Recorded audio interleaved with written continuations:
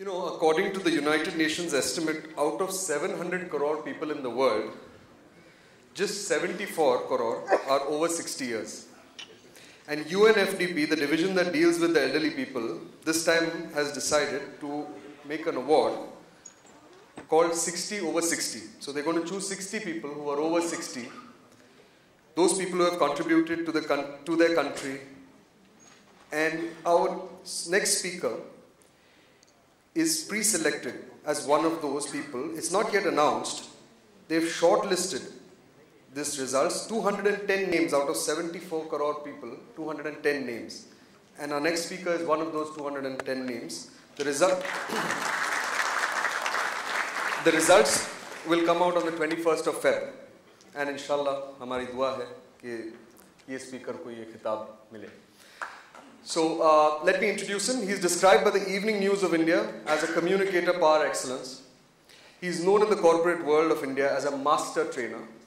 Deccan Herald describes him as a management trainer with an arresting rhetorical style, clarity of thought, and simplicity of argument. He has trained over 100,000 people in assertive management, stress management, negotiation, team building, and leadership. His clients include Abbott Pharma, Aditya Birla Group, UNICEF, Pfizer Limited, General Motors, Hindustan Lever, Reliance, Tata Group, P&G, and I can go on forever. He strongly believes that American or Japanese concepts of management cannot be imposed on Indian management, and that management education in India must be steeped in Indian ethos. His 20-year studies in Sanskrit literature, Indian religions, and Indian classical music have helped him design management courses with a holistic perspective that seamlessly blend Western thought with Eastern wisdom. He studied North Indian classical music, which is the sitar, under Padma Vibhushan Dr. Ali Akbar Khan and Padma Bhushan Dr. Annapurna Devi, both master musicians of India. We are very glad to have him here, and we are very honored. Please join me in welcoming the very knowledgeable yet extremely humble Rooshikumar Pandya. Rooshiji's talk today is titled Success Through Your Subconscious Mind.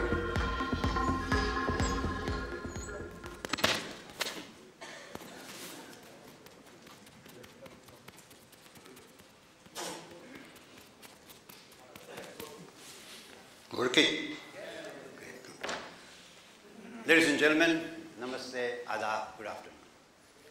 Very happy to be here this afternoon to be with you. Before I begin, I want to thank Sri Pranav Parikh of Technova for suggesting my name from the committee of BMPA for accepting it. As he told you, I'm 73. I've been fascinated by success since I was 17. Because I was a student of Sanskrit, and I learned the sloka, Amantram aksharo nasti. There's not a single letter of an alphabet out of which you cannot make a mantra. Amantram aksharo nasti, nasti mulam anaushadam. There's not a single root of a tree out of which you cannot make a medicine. Amantram aksharo nasti, nasti mulam anaushadam, ayogya purusho nasti. There's not a single person who is incapable of achieving something. The last line, yojakas tatra durlabha, but one who brings out mantra from a letter of an alphabet, one who brings out medicine from a root of a tree, and one who brings out best from people, those people are rare. Wo log nayab hote hain. At 17, I decided to be one of them, and I'm presumptuous enough to believe that I've done some good job on it. And I'm going to talk about what it is. First of all, let me tell you that each one of you sitting here, the very fact that you're sitting here brings you in top 2% of India's population in terms of ability, in terms of income, in terms of education, and the rest of it. Which means you have phenomenal potential already. What I'm going to talk about is how you can make it even more and change your success level, and what it takes to be successful, and how your subconscious mind can help you. The best part is, the formula for success has not changed for 5,000 years or more. Across the country, across entire spectrum of human activities. And I'm going to quote you and give you examples and cases from different cultures with different explanations. Just to give an idea, 2,000 plus years ago, Patanjali wrote a Yoga Sutra. He wrote a Yoga Sutra, which is basically Ashtanga Yoga. If you have heard after Baba Ramdev, if you've been listening to him quotes all the time. It's a manner or a process for achieving oneness with the Almighty. or the ultimate reality. One of the sutras says, Satudirga Kalam, the one who wants to succeed, he has to do something for a long period of time. Satudirga Kalam Naryantaryam, without a break. You see Pandit Ravi Shankar, who just expired at 92. People saw him under archlight performing for thousands of people all his life around the world. What people do not know, most of them, that 7 years in a small village in Mahir in Madhya Pradesh, he sat for 14 hours, Saregama Padanisa Sanidappa Magaresa, Saregama Padanisa Sanidappa Magaresa, non-stop, Nairiyantari. His Ustad Baba Alauddin Khan Sahab told him, Tumse sitar nahi bajega, tum kangan pehno jaake. So he ran away from Ustad's house. Ustad's son, Dr. Ali Akbar Khan Sahab, who is my Ustad also. He went and he said, Rabu, kahan ja rahe ho? Bole, tumhare pitaji ne mujhe aisa bola. Arre bole, itna hi bola, utme pareshan ho gaye? Mujhe to pet ke saath baandh ke maarte, chal wapas chal.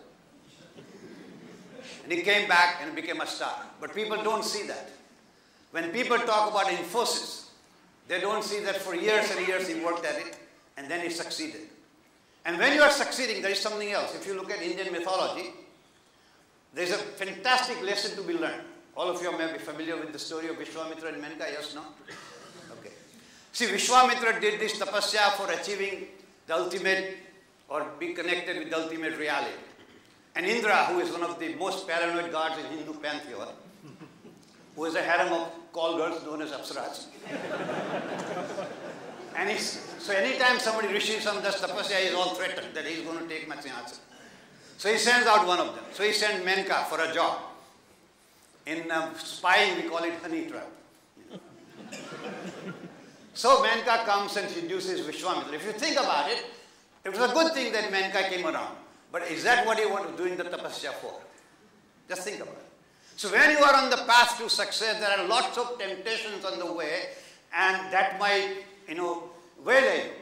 But you have to be extremely careful and extremely sajag that you don't fall for those temptations. Coming back to Infosys, again, as I say, I'll relate to different centuries, different cultures.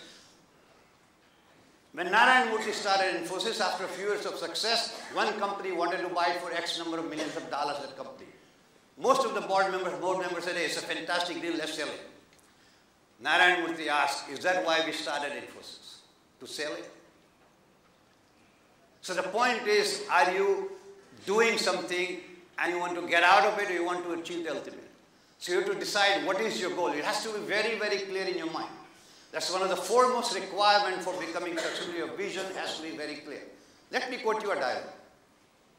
When John F. Kennedy became the President of the United States, he had a meeting with the NASA scientists. And he asked them a single question. So American government gives you millions of dollars, what do you do with it? So all these NASA scientists looked at each other, MITs and Stanfords. He said, we got the wrong guy from Harvard in here, asking a question like this. So one of them said, Mr. President, we do space research with this money you give us. Kennedy said, how do you do space research?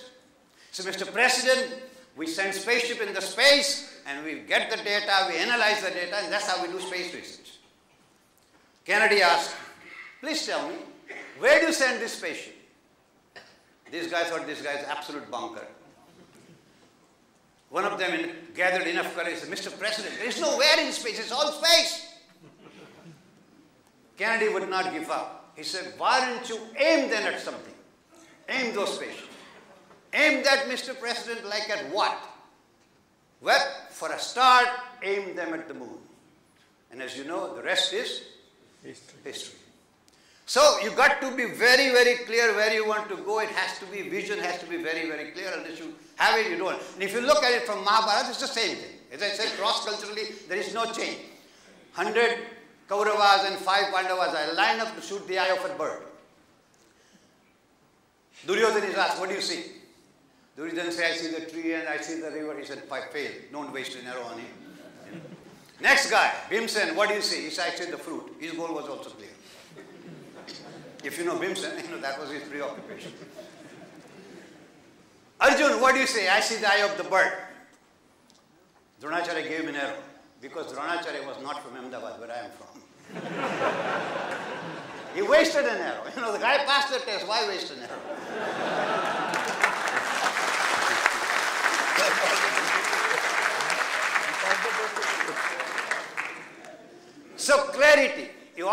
have to be clear about what your goal is. Just to give you another idea on that, when I was living in Montreal, Canada, there were two friends who were looking for a job. None of them found it. They always went to, looking for a job together. One of them decided, said, we are always asking for two jobs basically. Why don't we separate?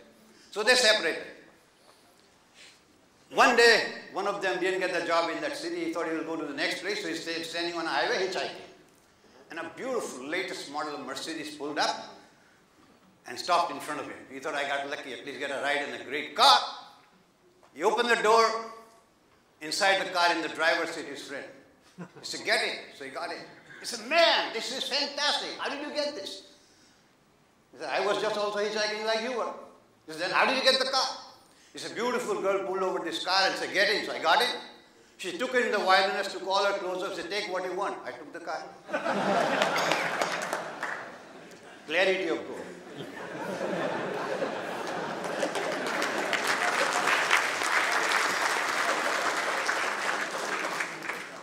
Next is, as I said, Sadhu Dirgha Kalam Nairyantaryam. You have to persevere to achieve this. Man who invented this light bulb that blinding my eyes, he spent 2,000 times, 2,000 efforts he made before he could get that. A lot of people wanted to put him in insane asylum. He said, you crazy, 2,000 times you failed. He said, no, you got it all wrong. This is a 2,000 step process. I know 2,000 ways does not work. Do you have more information? He failed reportedly 17,000 times before he discovered latex. And he was one of the persons in the history who had the maximum number of patents in his name. So persevere. Sadhu Dirgha Kalam Nairyantaryam. Satkarito Sevitam. You do with passion and respect for what you're doing. There was a study done some 50 years back. 250 millionaires in America who made $1 million by the time they were 30. I mean, a lot of people make it 65 and they retire and get all kinds of funds and this and that. They made it by the time they were 30. Common features. First one, none of them wanted to make money. Two, they loved what they were doing. When I was 16 years old, my father, I was born and brought up in middle-class family in Ahmedabad. In our time, there were only two choices to become, in career-wise, doctor or an engineer. My sister was a doctor, my brother was an engineer. And my father asked me at age 16, what are you going to be? So I looked at him and I said, I'm going to be a teacher. My father looks at me and says, it's a noble profession. Leave it for noble people.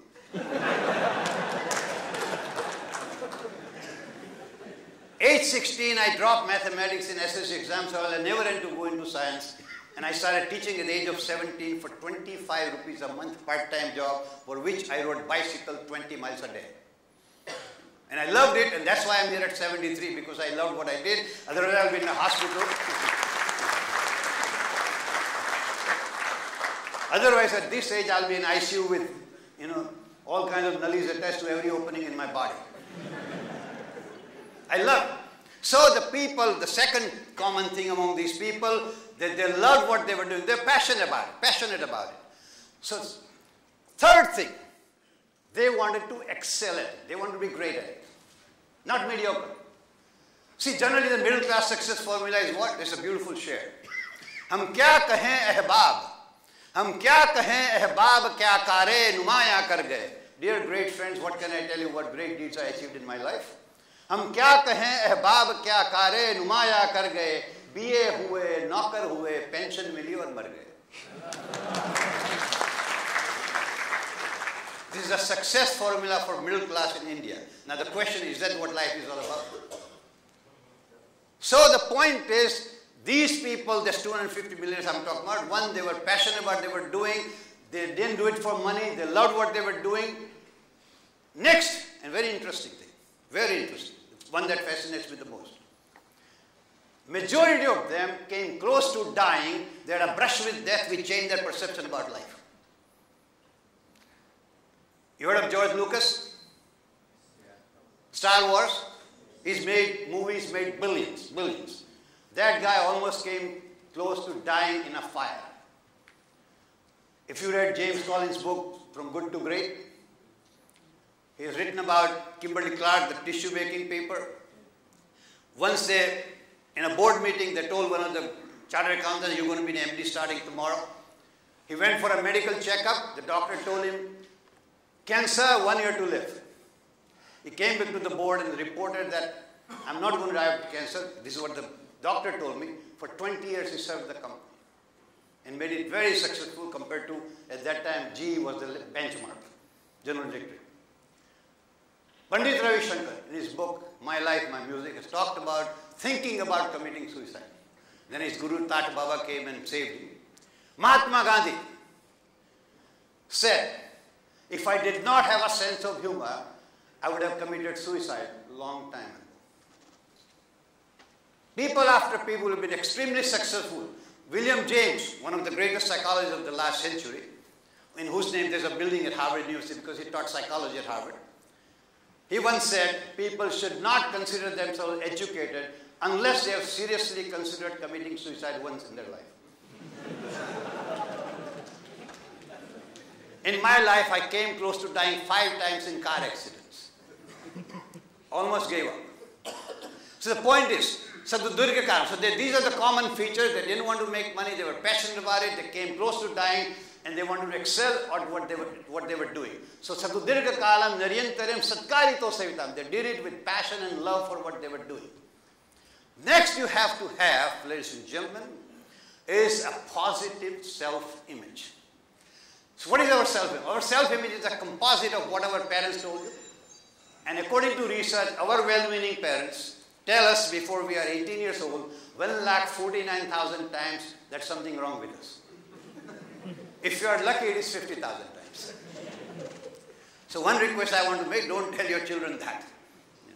Tell them something positive. Generally before you say, तुम्हारा neighbor का बेटा तुम्हारे से अच्छा है, तुम बेकार हो, तुमसे कुछ नहीं होने वाला. You know, in Sanskrit there is a proverb, Yasmin kule mutvanno gadha tatrana hanyate. With the family in which you are born, nobody hunts elephants. Your, fate is just dogs and rabbits. Basically, they give you this. And this is what conditions us. This is what keeps us in that thing. I learned this lesson when I was 11 years old. In that time in India, there was only one of the new, and besides movies, one of the major attractions was circus that came to Ahmedabad twice a year. I went to see this, and outside there, all these ferocious animals were in cages, and the other ones were outside, tied. And I saw that 2 elephants, one baby one and a big one. The baby one was tied to a trunk of a tree, and the huge elephant was tied with a little nail on the ground. With my 11-year-old intelligence, I thought this was an obvious mistake. So I went inside the tent. I was stupid enough to do this. And I went and I said, guy, please come out. Manager, I went. The manager came out. He said, what is it, son? I said, sir, there's a mistake your people committed. He said, what's the mistake? He said, the big elephant is tied to a nail on the ground and the little one is tied to a trunk of a tree. So the big one is going to run away. That manager of the circus gave me a first lesson in psychology. He said, son, we trained them that way. We tied them to a trunk of a tree. The guy tries to get away. He cannot. By the time he grows up, he gives up.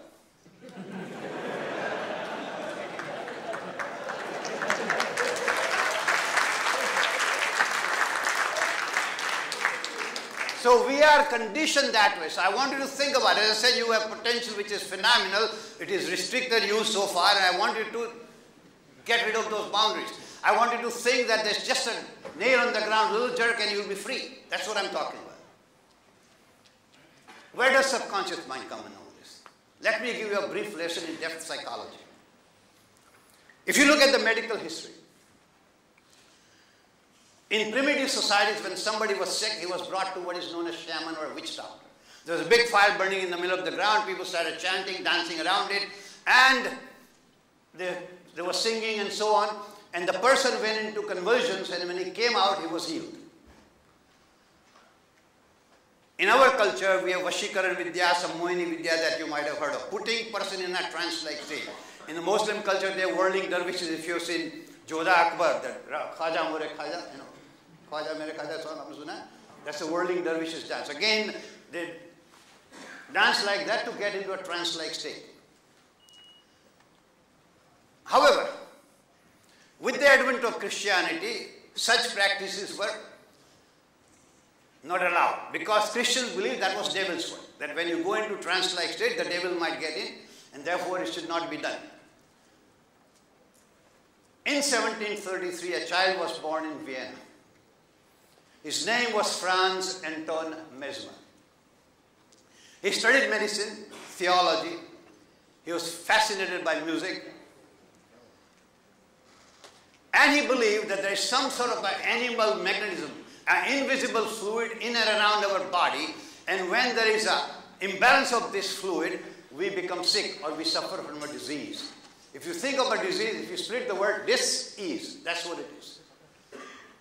Mesmer started utilizing magnet in his practices, because during that time the properties of magnet were not known. Because it attracted certain objects, they believed it to be a piece of moon.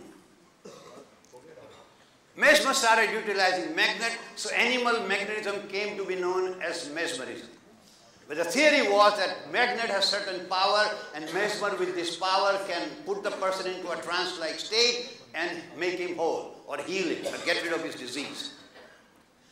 Medical Association in Vienna investigated this. They declared that this should not be allowed. Mesmer left Vienna, came to France. In France, he set up this practice. Again, he created a small gadget, a little bucket-like thing.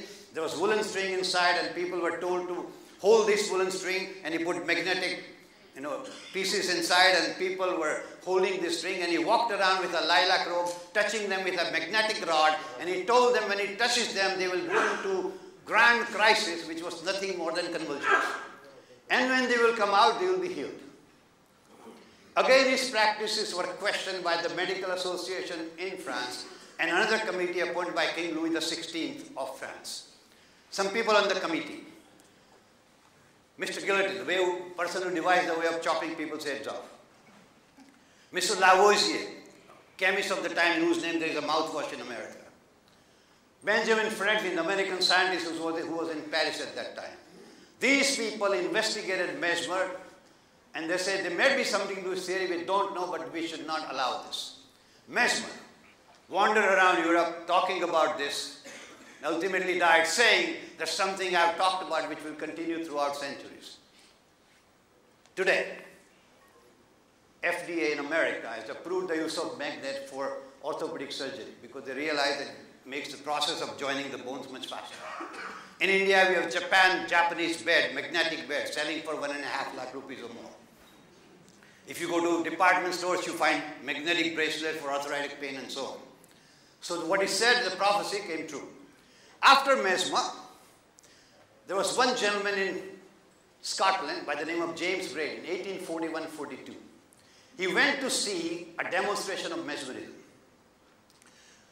When he saw the demonstration, person going into a trance with this magnetic thing, he realized that the trance was genuine, maybe the process was not. He came back to his clinic, he started working with his patients and mesmerized them without the magnetic rod, and in order to separate his theory from that of Mesmer, he called it hypnosis. The word hypnosis came into English language in 1841-42, comes from a Greek god of sleep called Hypnos.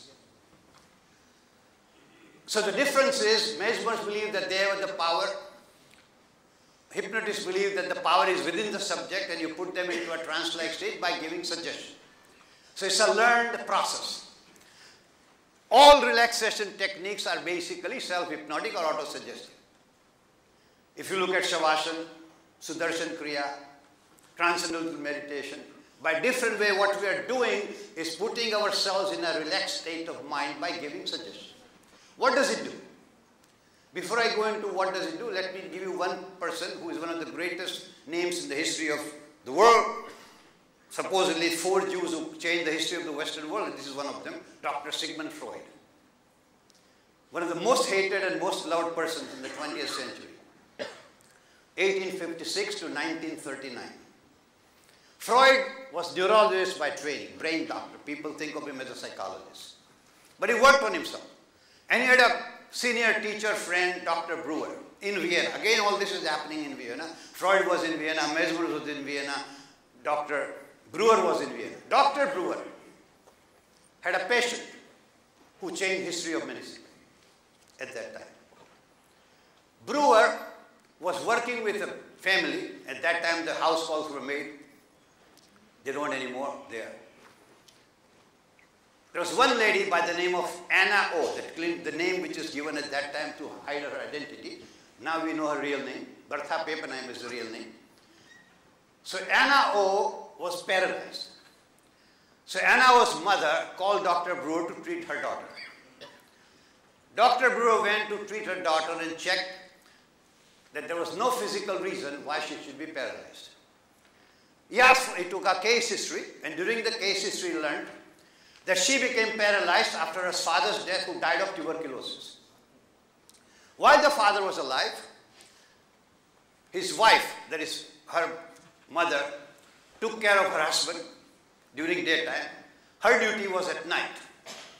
And one night while she was trying to take care of her father died, and that's the moment she got the paralysis. Dr. Brewer had also learned hypnosis. So he did what is known in hypnosis or in psychology age regression, which is taking somebody back in time. It's a simple procedure.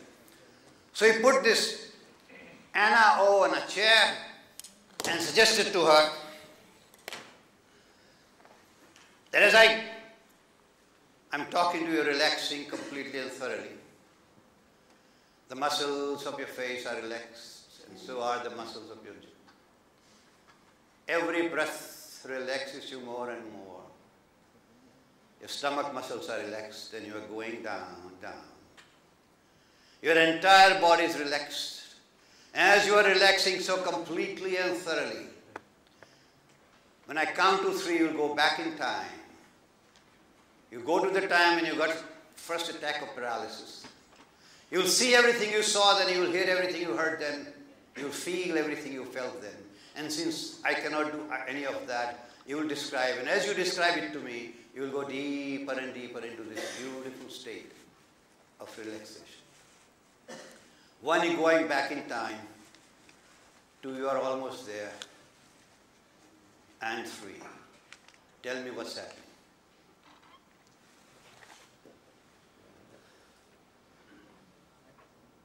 I'm trying to keep awake to take care of my father.